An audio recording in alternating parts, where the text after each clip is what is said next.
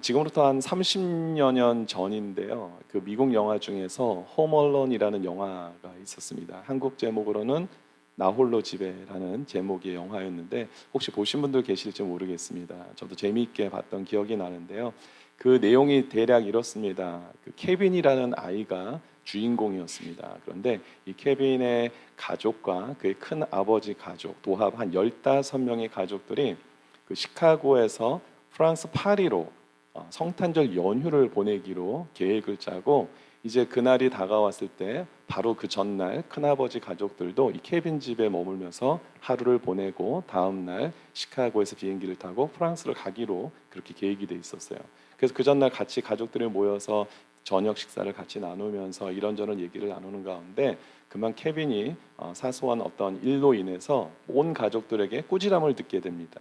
그래서 그 벌로 이 위층 다락방으로 올려 보내져서 혼자 이제 밤을 보내게 되고요. 가족들은 그 남은 시간 계속해서 디너를 즐기고 그 다음 날 이제 출발 준비를 하게 되는데 마침 또 그 밤 사이에 무슨 일이 생기냐면 강풍이 불어서 이 전봇대에 있는 전기의 그 합선이 일어나서 그 지역이 정전이 됩니다. 근데 여러분들 우리 30여 년 전으로 시간을 거슬러 올라가 보면은 우리 알람을 보통 어떻게 맞추죠? 옛날에는 그 뭐 라디오 같은 거 이렇게 전기 꽂아가지고 거기서 알람을 해가지고 알람을 주로 이렇게 우리가 사용했었잖아요. 이제 다 잊어버리셨죠. 옛날에도 막 스마트폰 있는 걸로 기억하시는 거 아니죠? 예. 그래서 정전이 되니까 이 알람 기능을 다 이제 놓치게 됐습니다. 그래서 그만 온 가족들이요 늦잠을 자버린 거예요. 이제 비행기 시간은 다가오는데 늦잠을 자고 막 허둥지둥 막 불이 나게 준비를 해서 이제 공항에 겨우 도착해서 수속을 마치고 비행기에 탑승을 해서 출발을 했습니다. 야, 드디어 비행기를 탔다. 이제 프랑스 가서 놀자라는 생각을 갖고 이제 어느 정도 비행기를 타고 한참 가는데 이 엄마가 케빈 엄마가 생각해 보니까 뭔가 마음이 좀 불안해요. 뭔가 좀 찜찜합니다. 내가 뭐 중요한 걸 놓고 온 것 같은데 무엇을 놓고 왔습니까? 케빈. 막내 아들을 놓고 왔어요. 어떻게 이렇게 말씀을 아시는 것처럼 잘 알고 계십니까? 예, 말씀 마치듯이. 예, 그렇죠. 케빈을 놓고 왔어요. 케빈이 혼자 다락방에서 자고 있는 것을 생각을 못하고 그냥 가족들이 불이 나게 그냥 비행기 타고 프랑스를 향해서 출발을 했던 겁니다. 뒤늦게 그것을 깨달았죠.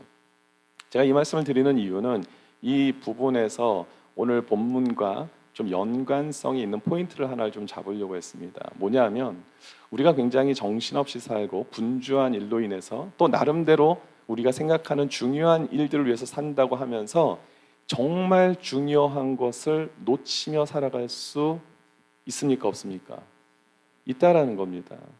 너무나 정신이 없어요. 그리고 나름대로 나는 이게 중요해서 여기에 막 에너지를 쏟고 있었는데 정작 정말 중요한 것을 놓치며 살아갈 수가 있다라는 것을 이 영화의 이 내용을 보면서 제가 깨달았고요. 오늘 이 관련된 내용이 오늘 본문에서 등장을 하고 있습니다. 우리가 지난 주일까지 어떤 내용을 살펴보았냐면 이스라엘 백성들이 가나안 정복을 위해서 드디어 첫 번째 전투를 시작했습니다. 어떤 전투였죠? 여리고성 함락을 위한 전투가 시작이 됐습니다. 그런데 이 전쟁이 생각보다 싱겁게 끝났죠.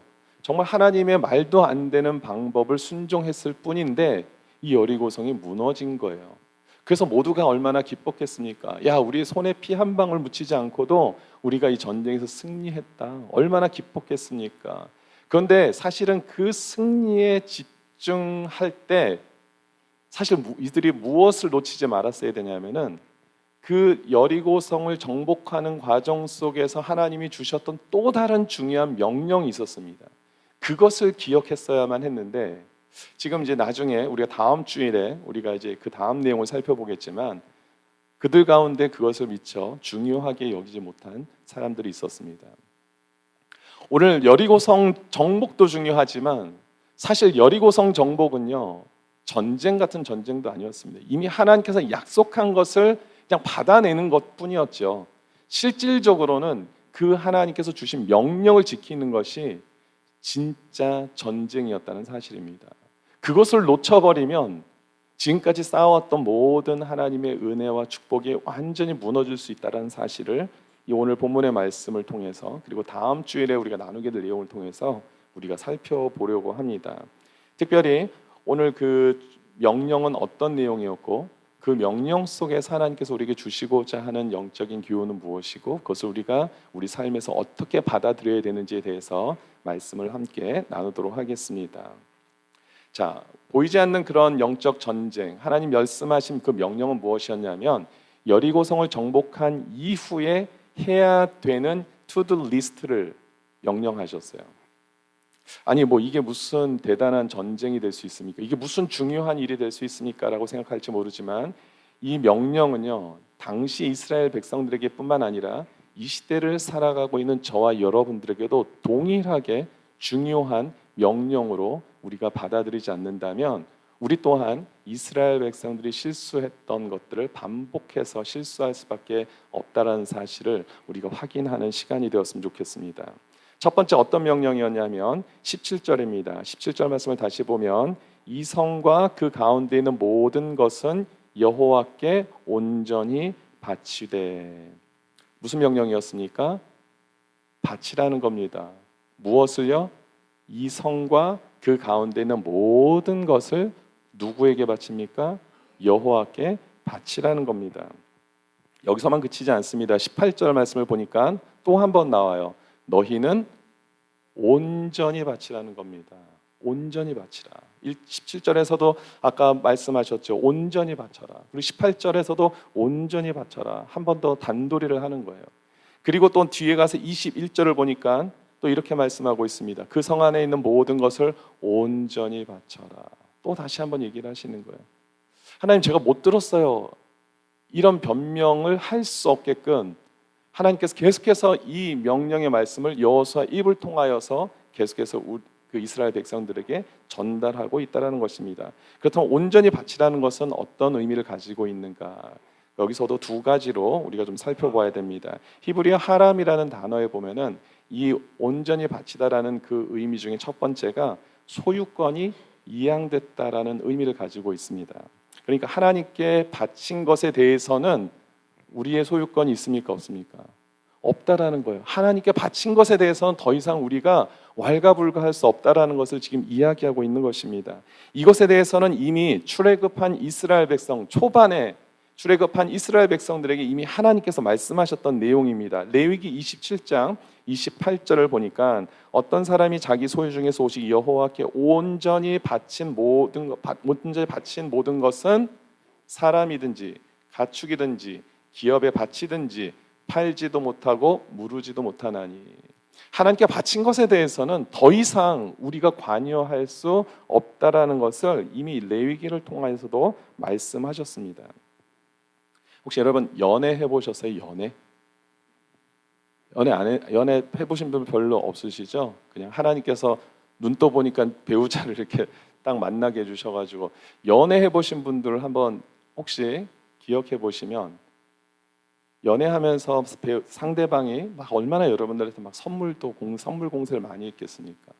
그 좋은 것도 많을 거고 비싼 것도 많을 거고 값진 것도 좀 있었을 거 아닙니까? 그런데 그 상대방하고 헤어졌어요. 근데 헤어질 때 그 상대방이 너 내가 지난번에 이거 선물한 거 갖고 와. 내가 너한테 이거 줬던 거 다 갖고 와. 그러면 여러분 마음이 어떻겠습니까? 이런 찌질이 같은 인간이 있나? 이렇게 생각하지 않겠습니까? 내가 이런 찌질이를 지금까지 만나와서 어이구 지금이라도 헤어지길 잘했다 이런 생각하지 않겠습니까? 준 거를 돌려받으려고 하는 마음. 우리가 인간관계에서도 그럴진데 하나님 앞에서는 이 찌질한 인간 정도가 아니라 이것은 하나님을 기만하는 것이고 하나님을 모욕하는 것이고 하나님께 반역하는 그런 행위라는 것을 성경은 우리에게 말씀하고 있습니다. 하나님께 드려진 것에 대해서는 우리가 어떤 권한도 없다라는 것입니다. 그러면 이 정도 되면 우리가 이런 생각을 할 수 있죠. 아니, 하나님께서 가나안 정복을 위해서 여리고성 이 함락하는 것을 거저 주셨는데 까짓것 우리가 그런 거 하나 제대로 드리지 못하겠어? 그냥 하나님께 다 드리면 되지. 이런 마음이 우리 안에 있을 수 있지만 이게 너무나 어렵다라는 겁니다. 이 물질의 어떤 소유욕이라는 것이 사탄이 우리에게 그런 마음을 주기 시작하면요, 모든 게 다 아까운 거예요. 우리가 주님 앞에 드렸던 시간과 물질과 에너지가 다 아까워버린 마음들이 막 사탄으로부터 우리에게 막 주입이 되는 순간 우리가 잠깐만 그것을 손해본다라는 생각을 갖게 된다는 것입니다. 그렇기 때문에 이것이 우리의 영적인 진짜 전쟁이 시작되었다는 것이죠. 여리고성 정복하는 것은 정말 아무것도 아니었습니다. 그냥 하나님 명령대로 순종만 하면 되었어요. 그런데 진짜 전쟁은 그 정복한 이후에 그들이 지켜야 되는 그 약속인데, 첫 번째가 그 물질에 대한 소유에 대한 부분들이었어요. 사탄이 그것을 얼마나 지금까지도 오늘날까지도 저와 여러분들 향하여서 공격하는지 모릅니다. 하나님께 온전히 드려야 되는 것을 온전히 드리지 못하도록 우리의 마음을 흔들어 놓는다라는 것입니다. 저는 우리 사랑하는 모든 성도님들께서 정말 하나님께 온전히 바쳐야 될 것들에 대해서 아직도 이것을 계산하고 계신다면 주님 앞에 온전히 드릴 수 있게 되기를 주님의 이름으로 축원드립니다. 여러분, 여리고성 정복의 문제가 아니라 여리고성 정복 이후에 이어지는 축복과 은혜를 누리시길 원하신다면 우리가 정말 하나님께 온전히 드려야 되는 것들은 온전히 드릴 수 있어야 합니다. 그것이 우리가 살 수 있는 길이죠. 그것이 우리가 가나안 땅 정복을 위해서 우리에게 주시는 하나님의 놀라운 일들을 계속해서 경험할 수 있는 우리의 삶의 신앙인의 모습인 줄 믿습니다. 이 바치다라는 하람이란 단어가 가지고 있는 두 번째 의미는 뭐냐면 멸절시키다라는 의미입니다. 이것은 21절에서 좀 더 구체적으로 우리에게 표현하고 있는데 21절 말씀 같이 한번 읽어볼까요? 같이 읽습니다. 시작. 그 성 안에 있는 모든 것을 온전히 바치되 남녀노소 소와 양과 나귀를 칼날로 멸하니라. 자, 바치는데 어떻게 한다고요? 멸하라는 겁니다. 그러니까 죽이라는 것이죠. 생명이 있는 것은 죽이라는 겁니다. 다 파괴시키라는 겁니다. 단지 생명이 있는 것만을 이야기하는 것이 아니라 26절로 가면은 이 여리고성을 건축하는 자는 여호와 앞에서 저주를 받을 것이라. 무너진 여리고성을 다시 건축하지 말라라는 것이죠. 너희들 임의대로 무너뜨린 것에 대해서 다시 세우려고 하지도 마라. 지금 그 말씀을 하고 있는 겁니다. 생명이 있는 것이든 생명이 없는 것이든 간에 하나님께 온전히 바친 것에 대해서는 더 이상 너희들이 무엇인가를 하려고 힘쓰고 애쓰지 마라. 다 모든 것들을 파괴시키고 진멸하라는 것입니다. 죽이라는 것입니다. 이것이 또한 우리가 받아들이기 어려운 이유들이 있죠. 왜 어렵습니까? 첫 번째는 너무나 비합리적으로 보이기 때문에 그렇습니다. 하나님 굳이 이것을 다 버릴 필요가 있습니까? 죽일 필요가 있습니까? 이것을 우리가 좀 세이브해놨다가 우리 민족을 위해서 좀 사용하면 되지 않습니까? 우리 백성들을 위해서 이걸 좀 사용하면 되지 않습니까? 이런 마음들이 우리 인간의 마음에 있다고요. 그리고 그것을 사탄이 자꾸만 집어넣는다는 겁니다. 야, 이것은 너희들이 킵해야지. 이것을 왜 굳이 아깝게 그걸 버리려고 해? 너무나 비합리적이다. 야. 비현실적이다. 비경제적인 논리다라고 우리의 마음을 자꾸만 흔들어 놓는다라는 것입니다. 실질적으로 사무엘상 15장에 보면 사울 왕이 그랬죠. 아말렉과 전투에서 승리를 했습니다. 하나님께서 뭐라고 명령하셨죠? 모든 것들을 다 진멸하라고 명령했죠. 그런데 어떻게 합니까? 사울 왕이 보니까, 백성들을 보니까 이런 것 좀 남겨놨으면 좋겠어요. 야, 이거 버리기 너무 아까운 거예요. 이런 정도는 내가 좀 킵해도 되겠다. 왜 하나님이 말씀하지 않으신 것을 왜 인간들이 그것을 정하냐는 것이죠. 하나님이 버리라고 할 때, 하나님이 진멸시키라고 할 때, 하나님이 죽이라고 명령했을 때는 반드시 그 이유가 있는 겁니다. 근데 그것을 우리의 해석으로, 우리의 사고와 우리의 지혜와 우리의 가치관을 가지고 그것을 나름대로 결론을 내버리는 순간 우리는 하나님을 반역하는 그런 모습으로 살아간다라는 것입니다. 신약시대에 와서는요, 예수님께 향유옥합을 붓는 그 여인을 보고 가룟 유다와 제자들이요, 얼마나 비난합니까? 이거 아까운 거를, 이 아까운 거를, 이거 팔아다가 가난한 사람들을 먹이면은 얼마나 그들을 배불리 먹일 수 있는데 이 아까운 거. 인간적으로 보면, 세상적으로 보면 그 말이 맞죠. 계산적으로 따지면은 그게 맞는 얘기입니다. 근데 예수님은 그렇게 결론을 내리지 않잖아요. 우리의 생각과 하나님 생각이 다르다라는 것을 우리는 반드시 기억해야 돼요. 왜 하나님이 이렇게 명령하셨을까? 왜를 우리가 따질 것이 아니라 하나님께서 그만한 이유가 있으시겠구나. 그리고 우리가 순종할 때 우리가 계속해서 하나님의 백성다운 삶을 살게 되는 줄 믿습니다. 또 한 가지 이 진멸하라는 이야기가 우리가 받아들이기 어려운 이유 두 번째는요. 어떤 마음이냐면 첫 번째는 이게 너무 비합리적이고 너무 현실적으로 맞지 않다라는 거. 두 번째는 너무나 이것이 비도덕적이고 너무나 잔인하다는 것이죠. 어떻게 그들을 죽일 수 있습니까? 하나님 좀 더불어서 같이 그냥 대충 좀 이렇게 좋게 우리가 살아가면 되지 않습니까? 이런 마음이 왜 없겠습니까? 그래서 그것을 죽이려고 하지 않는 일들이 생긴다라는 겁니다. 또 그렇게 하는 것이 더 도덕적이고 윤리적으로 보인다라는 것이죠. 그런데 누가 감히 하나님 앞에 이 도덕적으로 윤리적인 잣대를 댈 수 있는 것입니까? 아무도 없다라는 겁니다. 우리가 그런 말 있잖아요. 공자 앞에서 뭐 쓴다? 문자 쓴다. 그렇죠? 번데기 앞에서 주름 잡는다. 우리 성경 퀴즈보다 더 잘하시는 것 같습니다. 감히 누가 하나님 앞에서 이것이 하나님 도덕적으로 맞습니까? 하나님 이게 윤리적으로 맞습니까? 이것이 하나님의 공입니까? 라고 그렇게 따질 수 있는 사람이 이 세상 가운데 누가 있습니까? 아무도 없다라는 겁니다. 하나님의 도덕적인 기준, 하나님의 윤리적인 기준을 누구도 범접할 수 없다는 사실을 잊지 말아야 됩니다. 하나님이 그렇게 명령하셨다면 하나님이 반드시 거기에 따른 이유가 있다는 것을 우리는 믿고 받아들여야 된다는 것이죠. 그렇다면 왜 하나님은 이처럼 세상 사람들이 봤을 때는 비합리적이고 비논리적이고 비도덕적이고 뭔가 자네 말이 되지 않는 왜 그 명령을 왜 우리에게 이스라엘 백성들에게 주시고 계신 겁니까? 그것에 대해서 이미 신명기 7장에서 하나님께서는 모세에게 말씀하신 적이 있습니다. 7장 2절 말씀을 우리 같이 한번 읽어볼게요. 시작. 내 하나님 여호와께서 그들을 내게 넘겨 내게 치게 하시리니 그때에 너는 그들을 진멸할 것이라.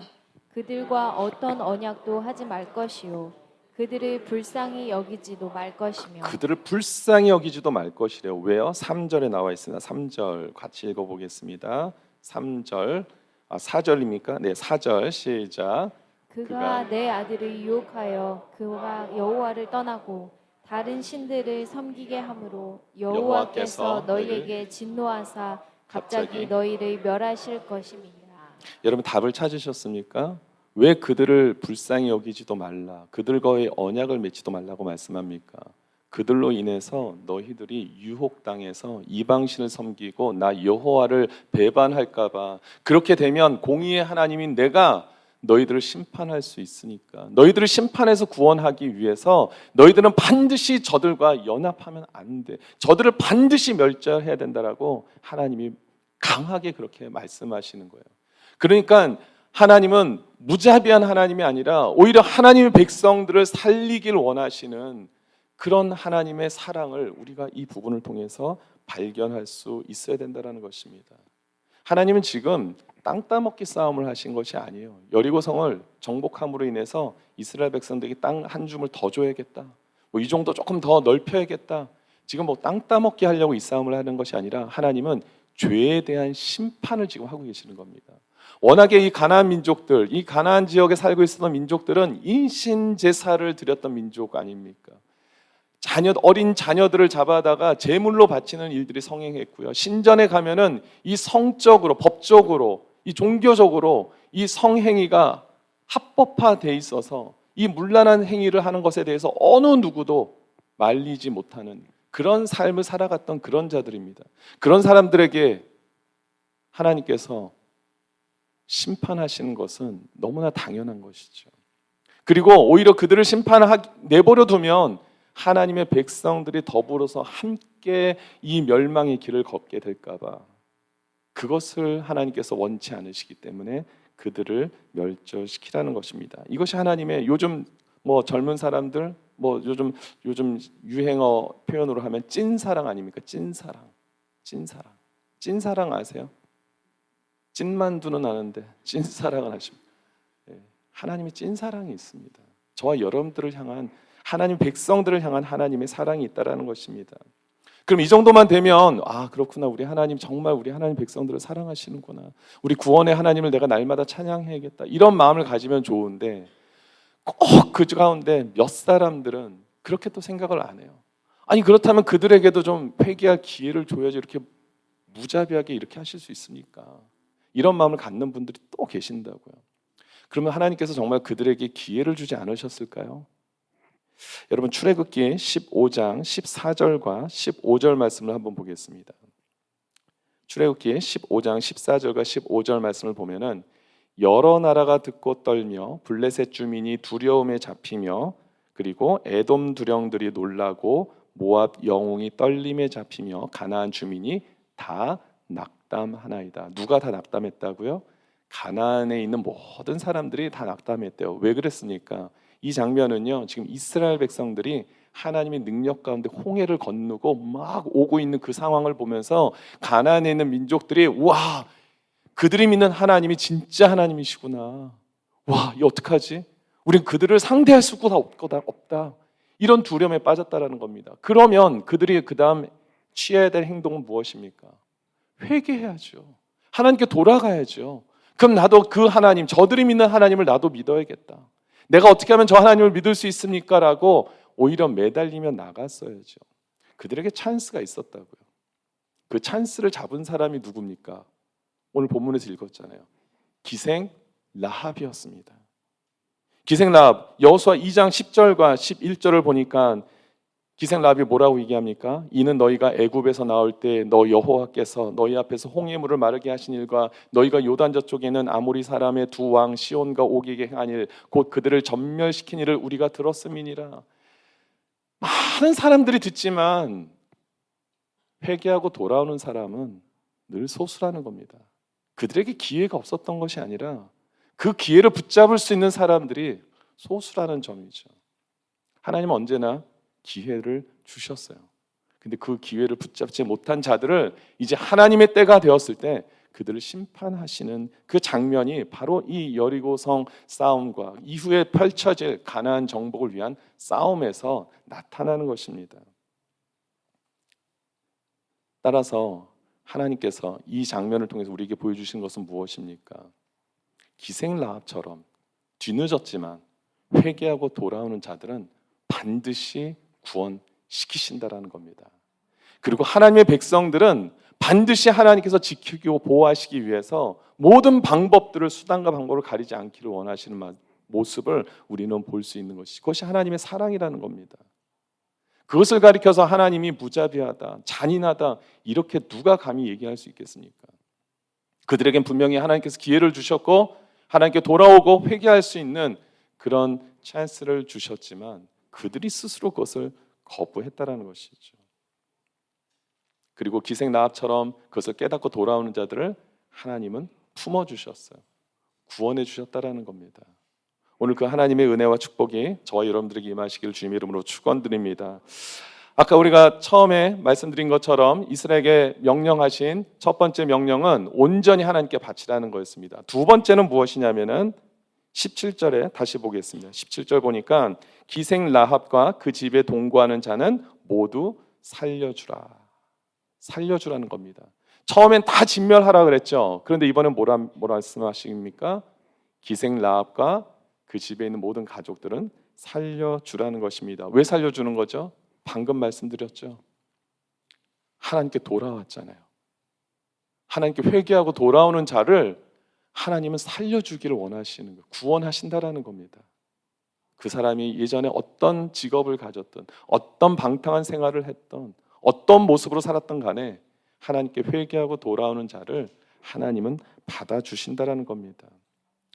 이미 그 정탐꾼들을 살려주면서 그들이 맺은 약속이 있잖아요. 하나님의 이름으로 그들이 약속을 맺지 않았습니까?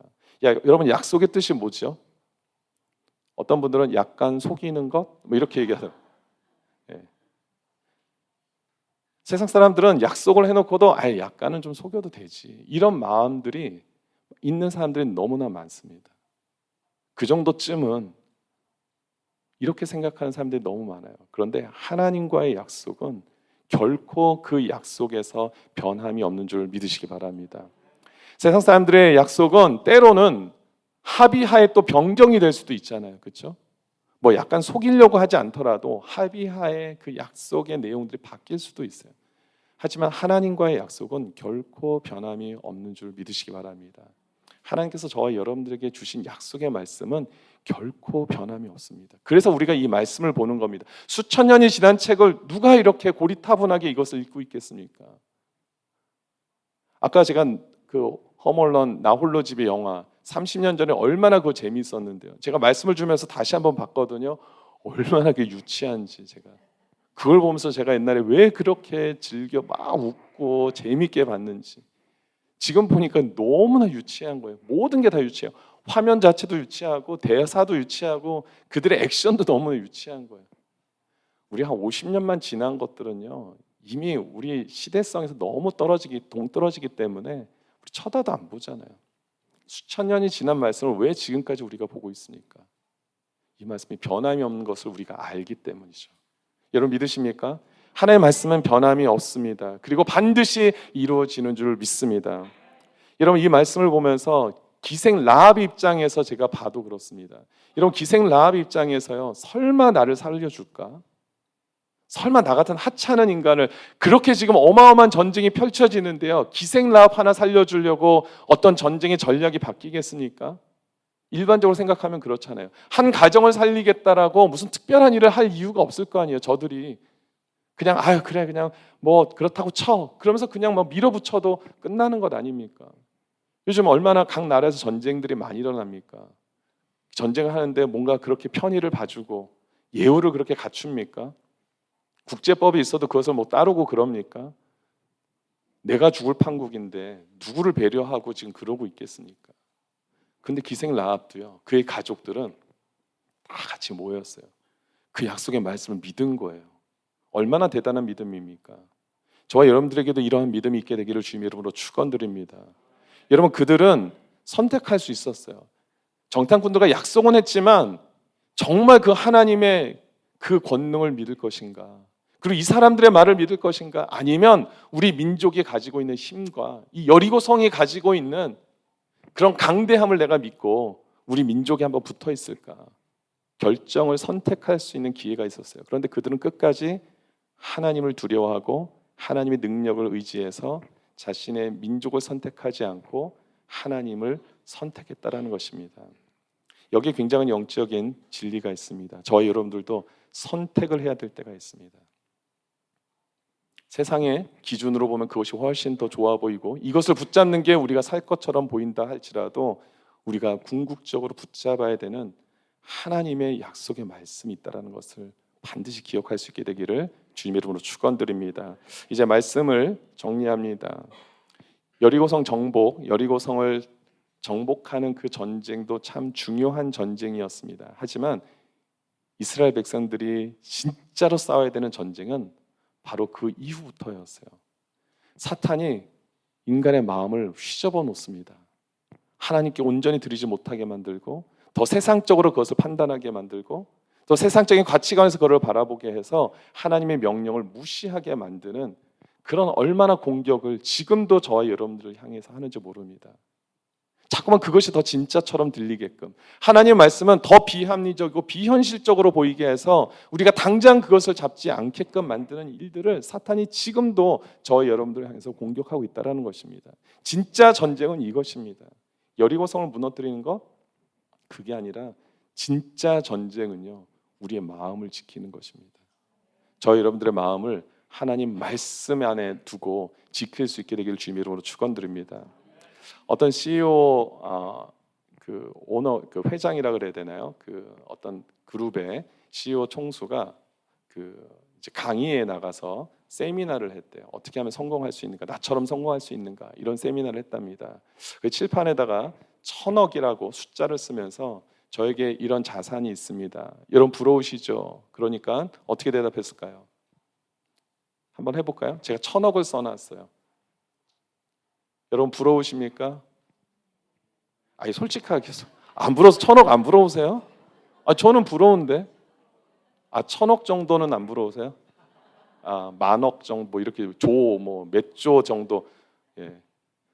그러니까 그 사람이 저의 자산이 1000억이 넘습니다. 부러우십니까? 그때 많은 사람들이 네 그랬대요. 그런데 이 1000억을 보면 이 0이 몇 개 들어가죠? 1000억을 쓰면은 0이 3개가 들어가죠. 1, 0, 0, 0 이렇게 쓰지 않습니까? 0 하나는 나의 명예입니다. 또 다른 0은 나의 지위입니다. 그리고 또 다른 0은 나의 물질입니다. 그런데 1은 나의 건강입니다. 그러면서 건강을 잃으면, 1이 빠져버리면 아무것도 아닌 것처럼 건강을 여러분 지키십시오. 이렇게 하면서 강의를 마무리했대요. 제가 이 강의를 보면서 이 영적인 세계로 이것을 한번 끌어서 제가 적용을 해봤습니다. 우리가 많은 것들을 가지고 있다 할지라도 1이 누가 돼야 될까요? 하나님의 말씀이죠. 하나님 말씀으로 우리가 중심으로 살고 있지 않으면 나머지를 다 갖춰놓는다 할지라도 1이 빠져버리면 아무것도 아니라는 사실입니다. 여러분, 이것을 정말 여러분들, 저와 여러분들이 늘 기억할 수 있게 되기를 소원합니다. 대충 살라는 얘기가 아니잖아요, 그렇죠? 이것은 여러분들이 대충 설렁설렁 살라는 얘기가 아니라 우리가 최선을 다해서 살지만 그 앞자리에 우리가 하나님을 우선순위로 두지 않는다면 다 갖춰놓았다 할지라도 이 하나님 말씀이 무너지는 순간 모든 것들이 여리고성처럼 무너질 수밖에 없다는 사실을 반드시 기억하시고, 우리가 정말 남은 삶, 하나님께서 주어주신, 우리에게 허락하신 그 연수 동안 더 하나님 말씀을 내 인생 가운데 우선순위 놓고 살아갈 수 있는 사랑하는 모든 성도님들 되시기를 주님의 이름으로 축원드립니다. 아멘.